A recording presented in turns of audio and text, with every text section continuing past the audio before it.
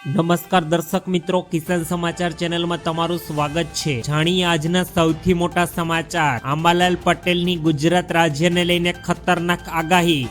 Ration card ધારકો ખાસ ધ્યાન આપે।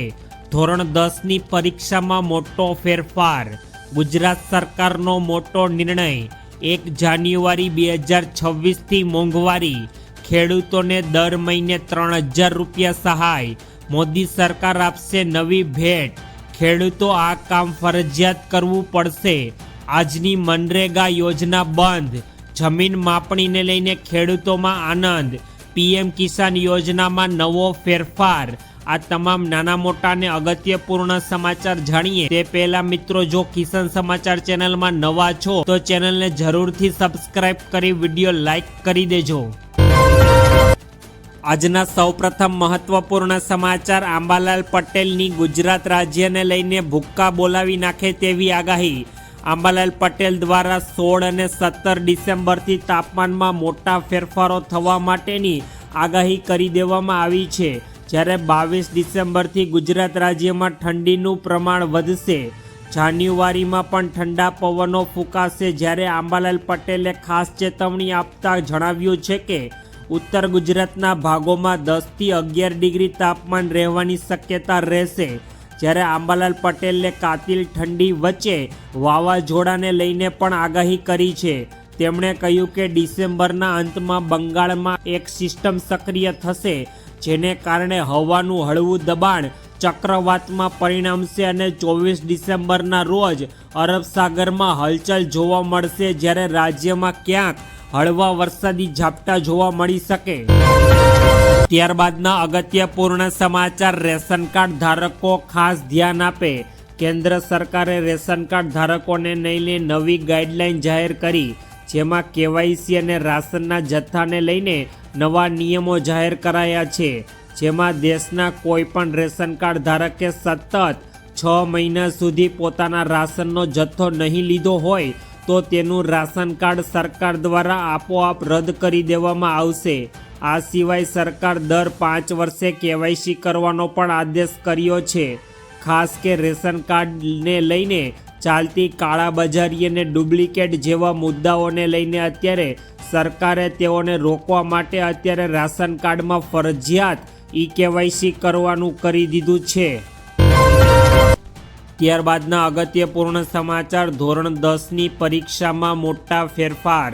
કેન્દ્રીય માધ્યમિક શિક્ષણ બોર્ડ CBSE એ વર્ષ 2026માં યોજાનારી ધોરણ 10ની બોર્ડની પરીક્ષાને લઈને એક મહત્વપૂર્ણ અને કડક ફેરફાર કર્યો છે। આ ફેરફાર મુખ્યત્વે વિજ્ઞાન એટલે કે સાયન્સ અને સામાજિક વિજ્ઞાન એટલે કે સોશિયલ સાયન્સ વિષયોની પરીક્ષાની પદ્ધતિ અને જવાબ લખવાના નિયમો સાથે જોડાયેલો છે। ઉત્તરવાહીમાં વિભાજન ફરજિયાત।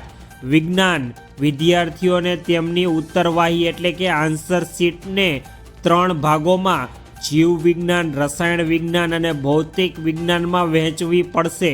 સામાજિક વિજ્ઞાન વિદ્યાર્થીઓએ તેમની ઉત્તરવાહીને 4 ભાગો એટલે કે ઇતિહાસ, ભૂગોળ, રાજનીતિ અને વિજ્ઞાન તથા અર્થશાસ્ત્રમાં વહેંચવી પડશે। ત્યારબાદના મહત્વપૂર્ણ સમાચાર। ગુજરાત સરકારનો મોટો નિર્ણય। ગુજરાત સરકારે ગ્રામીણ વિસ્તારોમાં સેવાઓ પૂરી પાડવા માટે ગ્રામ્ય વિશ્વગ્રામ યોજના ચાલુ કરી છે।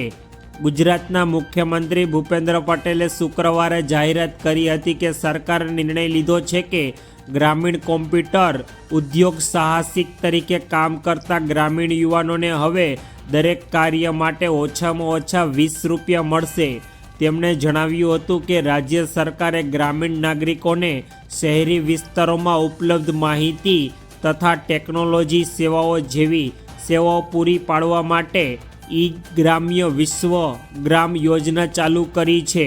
આ યોજનામાં 7/12, 8A, દસ્તાવેજો, આધાર કાર્ડ, નોંધણી અને ટેકાના ભાવે ખરીદી તથા જન્મ અને મૃત્યુના પ્રમાણપત્ર જેવા તમામ પ્રકારના પ્રમાણપત્રો હવે ખેડૂતોને ગ્રામ પંચાયતથી જ મળી જવાના છે।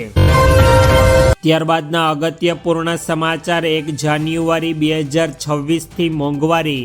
સરકારે જીએસટી ઘટાડ્યો અને દાવો કર્યો છે કે કિંમતો સસ્તી થઈ ગઈ છે. જીએસટી ઘટાડાની અસર દેખાઈ રહી હતી અને ઘણી વસ્તુઓના ભાવમાં ઘટાડો થયો હતો.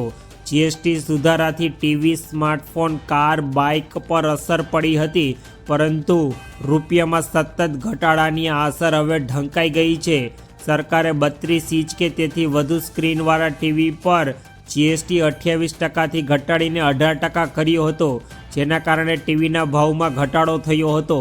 જોકે એઆઈ હવે જીએસટી દર ઘટાડાને રદ કર્યો છે અને ભારતીય ચલણ પર સતત દબાવ હવે સામાન્ય લોકોના જીવન પર અસર કરી રહ્યું છે.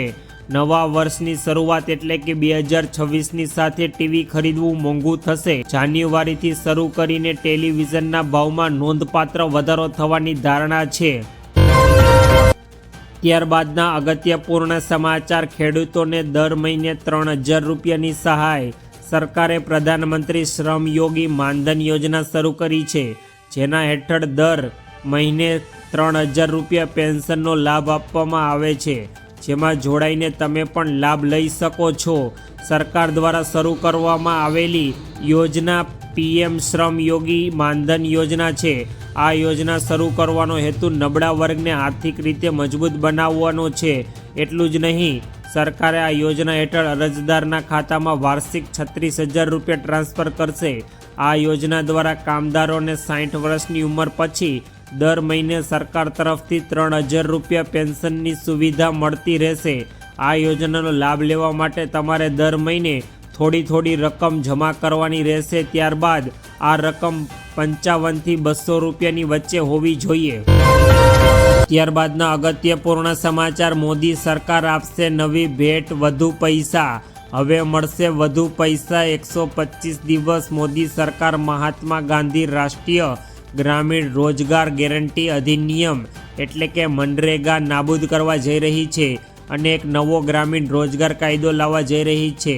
સંબંધિત બિલ લોકસભામાં સભ્યોને આપવામાં આવ્યું અને નવા કાયદાને વિકાસ ભારત રોજગાર અને આજીવિકાસ મિશન ગેરંટી બિલ 2025 કહેવાશે. આ બિલ દરેક ગ્રામીણ પરિવારોને દર નાણાકીય વર્ષમાં 125 દિવસની વેતનની રોજગારીની ગેરંટી આપશે. હાલ મનરેગા હેઠળ 100 દિવસની રોજગારીની ગેરંટી સરકાર દ્વારા આપવામાં આવી રહી હતી, પરંતુ સરકારે હવે તેને વધારીને 125 દિવસ કરી દીધી છે. ત્યારબાદના મહત્વપૂર્ણ સમાચાર. ખેડૂતો આ કામ કરવું ફરજિયાત પડશે. પ્રધાનમંત્રી કિસાન સન્માન નિધિ યોજનાનો આગામી એટલે કે 22મો હપ્તાનો લાભ વિના વિલંબ મેળવવા માટે કેન્દ્ર સરકાર તરફથી અત્યારે ખેડૂતોના આઈડી ફાર્મ રજિસ્ટ્રેશનની નોંધણી ફરજિયાત કરવામાં આવી છે. રાજ્યના જે ખેડૂતોએ હજુ સુધી ફાર્મ રજિસ્ટ્રેશનમાં નોંધણી કરાવવાની બાકી હોય તો તેવા ખેડૂતોએ સત્વરે ખેડૂતોના આઈડી નોંધણી કરાવવી ફરજિયાત છે. રાજ્યમાં બાકી રહી ગયેલા ખેડૂતોને સત્વરે ફાર્મ રજિસ્ટ્રેશનની નોંધણી કરાવી શકે તે માટે અત્યારે ગ્રામીણ કક્ષાએ ઝુંબેશ સ્વરૂપ નોંધણી કરવામાં આવી રહી છે. ખેડૂત લાભાર્થીઓએ સત્વરે નોંધણી કરવા માટે ગ્રામ્ય તલાટી કમ મંત્રી અથવા ગ્રામ્ય સેવકનો સંપર્ક કરવાનો રહેશે. ત્યારબાદ આજથી મનરેગા યોજના બંધ. મનરેગા બંધ. મોદી સરકાર આપશે નવી ભેટ, વધુ પૈસા. હવે વધુ મળશે. 125 દિવસ મોદી સરકાર મહાત્મા ગાંધી રાષ્ટ્રીય ગ્રામીણ રોજગાર ગેરંટી અધિનિયમ એટલે કે મનરેગા નાબૂદ કરવા જઈ રહી છે અને એક નવો ગ્રામીણ રોજગાર કાયદો લાવવા જઈ રહી છે. સંબંધિત બિલ લોકસભામાં સભ્યોને આપવામાં આવ્યું છે અને નવા કાયદાને વિકાસ ભારત રોજગાર અને આજીવિકાસ મિશન ગેરંટી બિલ 2025 કહેવાશે. આ બિલ દરેક ગ્રામીણ પરિવારોને દર વર્ષમાં નાણાકીય 125 દિવસની ખાતરીપૂર્વક વેતન અને રોજગારી આપશે, જ્યારે સરકાર દ્વારા પહેલા મનરેગા યોજના હેઠળ માત્ર 100 દિવસની વેતનની ગેરંટી આપવામાં આવતી હતી. ત્યારબાદના અગત્યપૂર્ણ સમાચાર. જમીન માપણીને લઈને ખેડૂતોમાં આનંદ. કેન્દ્ર સરકારે મહેસૂલ વિભાગે જમીન માપણીને અત્યારે પ્રફુલ્લિત, વેગગતિ અને પારદર્શક બનાવવા માટે એક ક્રાંતિકારી પગલું ભર્યું છે. 4 ડિસેમ્બર 2025થી અમલમાં આવેલા નવા નિયમ મુજબ હવે ખાનગી સર્વેરોએ લાયસન્સ આપવાની અને તેમના પર નિયંત્રણ રાખવાની સત્તા એટલે કે સેટલમેન્ટ કમિશનર પાસેથી લઈ સીધી જિલ્લા કલેક્ટરને સોંપવામાં આવી છે. સરકારના નિર્ણયથી સામાન્ય નાગરિકોને જમીન માપણી માટે મહિનાનો સુધી રાહ જોવી નહીં પડે અને જિલ્લા કક્ષાએ પ્રશ્નોનું ઝડપથી તમારું નિવારણ પણ આવી જશે. ત્યારબાદના અગત્યપૂર્ણ સમાચાર. પીએમ કિસાન યોજનામાં નવો ફેરફાર, હવે સહજ નહીં લાગે વાર. પીએમ કિસાનના 22મા હપ્તાનો લાભ લેવા ખેડૂતોએ કરવું પડશે ફરજિયાત આ કામ. પીએમ કિસાન સન્માન નિધિ યોજનાનો આગામી એટલે કે 22મો હપ્તાનો લાભ વિના વિલંબે મેળવવા કેન્દ્ર સરકાર દ્વારા ખેડૂતોને આઈડી ફાર્મ રજિસ્ટ્રેશનની નોંધણી કરાવવી ફરજિયાત કરી દીધી છે.